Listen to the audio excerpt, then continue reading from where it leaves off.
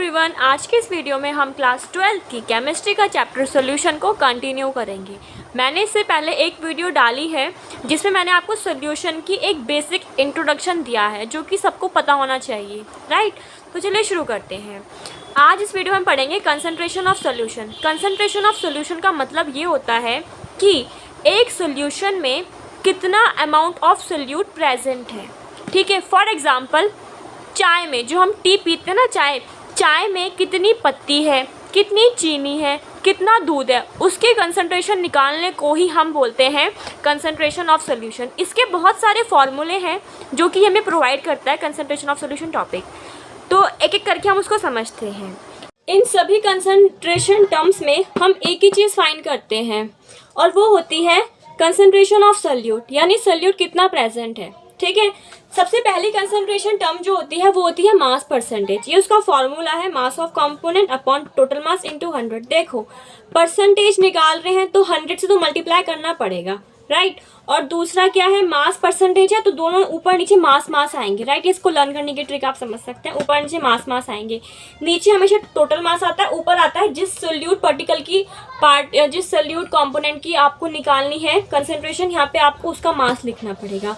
Question में आपको given होगा, आपको सिर्फ वैल्यू पुट करनी है और अपना आंसर निकालना है, राइट। उसके बाद है आपका पार्ट्स पर मिलियन, सेकंड वाला है ये।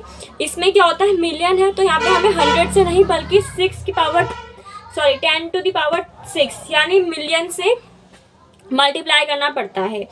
Mass of component upon total mass same रहेगा एज इट इज, बस मिलियन और यहाँ पे 100 का फर्क है, राइट। दोनों सेम है। उसके बाद, और ये इंपॉर्टेंट भी है, थर्ड होती है आपकी मोलैरिटी।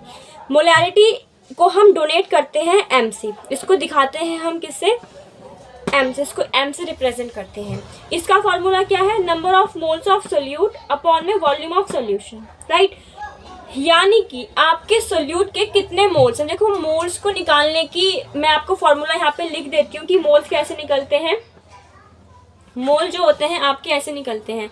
मोल्स का फॉर्मूला होता है, मोल को हम एन से दिखाते हैं बेसिकली। एन क्या होता है, गिवन मास। आपको जो मास गिवन होगा वो अपॉन में molar mass, right. Molar mass upon में गिवन मास, इसका फॉर्मूला होता है निकालने का। तो यहाँ से आप नंबर ऑफ मोल्स कैलकुलेट कर लेना, वैल्यू पुट करके क्वेश्चन में गिवन होगी। और नीचे क्या आएगी, volume of solution in litre. ये बहुत इंपॉर्टेंट है।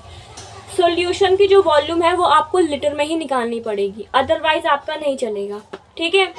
उसके बाद इसको हम जो उसकी यूनिट होगी, जो आपका आंसर आएगा उसको यूनिट होती है मोल पर लीटर, ओके। एंड देन आपका क्या होता है, मोलैरिटी। अगली कॉन्सेंट्रेशन टर्म क्या है, मोलैरिटी। मोलैरिटी में क्या होता है, नंबर ऑफ मोल्स आते हैं सोल्यूट के, सेम रहेगा। बट यहाँ पे बहुत इंपॉर्टेंट है, बच्चे यहीं पर ही गलती करते हैं। नीचे आपका आता है mass of solvent in KG. यहाँ पे मास ऑफ सॉल्वेंट आता है, सॉल्यूशन नहीं है। देखो, सॉल्वेंट है, सॉल्वेंट आपका गिवन होगा तो यहाँ पे आपको उसका मास लिखना है, ना कि सॉल्यूशन का। ध्यान रखना, और केजी में होना चाहिए, ठीक है। अब इसकी जो यूनिट होती है वो आपकी होती है, इसकी यूनिट होती है मोल पर केजी, राइट। मोल पर केजी, ओके। अब मैं आपको इन दोनों का डिफरेंस बताती हूँ। दोनों की एक इम्पॉर्टेंट चीज़ है। देखो, डिसएडवांटेज है इसका मोलैरिटी का। मोलैरिटी में क्या होता है, वॉल्यूम होती है ना। अब देखो, वॉल्यूम आपने देखा होगा, वॉल्यूम चेंज होती रहती है। अगर ये आपका लिक्विड है, अभी ये पानी है, देखो ये ज़्यादा जगह घेर रहा है ना, पानी ज़्यादा जगह घेरता है ना। पानी जो आप देखते हो कि ऐसे फैल जाता है, पानी तो ज़्यादा जगह घेरता है। और जब मैं इस पानी को फ्रीज कर दूंगी, फ्रिज में जमा दूंगी, तो ये आपका एक से एक कम जगह में आ जाएगा। यानी कि देखो, वॉल्यूम जो चेंज होती है ना, टेम्परेचर के साथ वॉल्यूम चेंज होती है। अब क्या होता है, इसमें क्या होता है, मोलैरिटी में वॉल्यूम पे डिपेंड होता है ये मोलैरिटी। और molarity can be change, molarity change होती है टेम्परेचर से, बिकॉज ये किस पे डिपेंड करती है, टेम्परेचर ऑफ लिक्विड पे।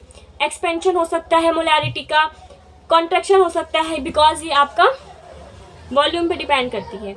लेकिन एडवांटेज क्या है आपका, मोलैलिटी जो होती है ना, ये आपकी देखो केजी पे डिपेंड, मतलब मास पे डिपेंड करती है ना। बेसिकली ये मास पे डिपेंड करती है। अब जो मास होता है वो आपने सुना होगा, अर्थ का जो मास होता है ना वो सेम रहता है, अर्थ का मास सेम है। आप इवन जाओगे सोलर सिस्टम में, जाओगे आप अंतरिक्ष में, तो आपका मास सेम रहता है। मास का भी चेंज नहीं होता, मास आपका टेम्परेचर के साथ चेंज नहीं होता। और यही इसकी खास बात है। मोलैलिटी क्या होती है, ज़्यादातर हम इसी से अपनी कॉन्सेंट्रेशन निकालते हैं, ठीक है। कंसेंट्रेशन हम ज़्यादातर इसी से निकालते हैं, क्योंकि ये क्या होती है, चेंज नहीं होती है टेम्परेचर के साथ, because it does not change with temperature, क्योंकि ये डिपेंड करती है मास पर, जो कि टेम्परेचर के साथ चेंज नहीं होता। उसके बाद आपकी नेक्स्ट कंसेंट्रेशन टर्म आती है, वो होती है मोल फ्रैक्शन। मोल फ्रैक्शन क्या होती है, ये आपके Na जो होता है नंबर ऑफ मोल्स है, तो कंपोनेंट ए, जो भी आपका एक कंपोनेंट है उसके number of moles, and N भी आपका दिखा रहा है कि number of moles in component भी, जो आपका दूसरा कंपोनेंट होगा उसका ये आपका क्या है, नंबर ऑफ मोल्स।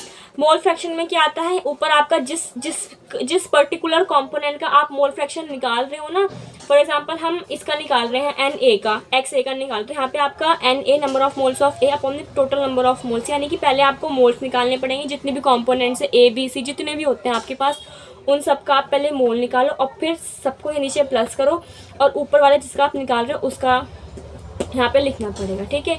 और देखो फ्रैक्शन है ना, आपने सुना होगा कि फ्रैक्शन जो होता है उसको सारे फ्रैक्शन को ऐड करके 1 आता है ना, तो यहाँ पे यही है, सम ऑफ मोल फ्रैक्शन, जितने भी अगर हम A का मोल फ्रैक्शन निकालते हैं, B का निकालते हैं, C का निकालते हैं, तो सबका क्या आता है, 1 आएगा, सबका जो सम होगा वो क्या आएगा, 1 ही। बहुत इंपॉर्टेंट रिलेशन है, XA mole fraction of A plus mole fraction of B is equal to 1, ये 1 के इक्वल आता है। फॉर एग्जाम्पल अगर आपने A का निकाल लिया, तो आप B का इजीली निकाल सकते हैं, इसको यहाँ पे जो माइनस के लिए है ना। और ये आपका मोल फ्रैक्शन जो होता है टेम्परेचर के साथ चेंज नहीं होता, यानी कि ये भी अच्छे से कंसंट्रेशन निकालने में काम आएगा, राइट।